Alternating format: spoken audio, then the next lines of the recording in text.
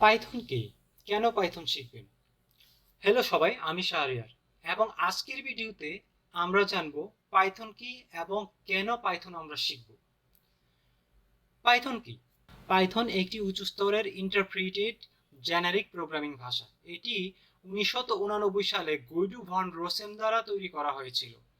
Python একটি শক্তিশালী এবং বহুমুখী ভাষা যা বিভিন্ন ধরনের প্রোগ্রামিং সমস্যা সমাধানের জন্য ব্যবহার করা যেতে পারে।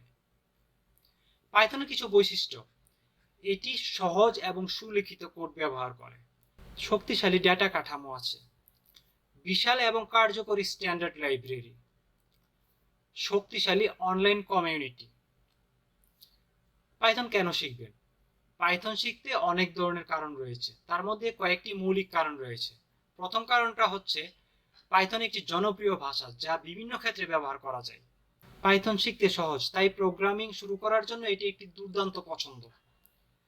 পাইথন দিয়ে আপনি বিভিন্ন ধরনের প্রোগ্রাম তৈরি করতে পারেন, যেমন web application, data analytics application, machine learning model ইত্যাদি।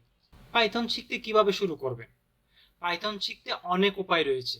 আপনি অনলাইন কোর্স, বই বা একটি প্রোগ্রামিং ল্যাঙ্গুয়েজ শেখা কেন্দ্রে কোর্স নিতে পারেন। আপনি নিজেও পাইথন শিখতে পারেন।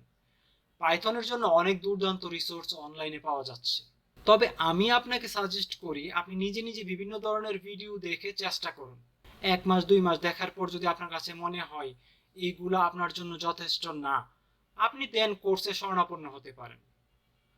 তাহলে নিশ্চয়ই জেনে গেছেন কি জন্য আপনাকে পাইথন শিখতে হবে, আর নিশ্চয়ই আপনার আলাদা একটা আগ্রহের সৃষ্টি হয়েছে যে আমাকে পাইথন শিখতেই হবে। তো বন্ধুরা, দেরি না করে আজই শুরু করে দেন।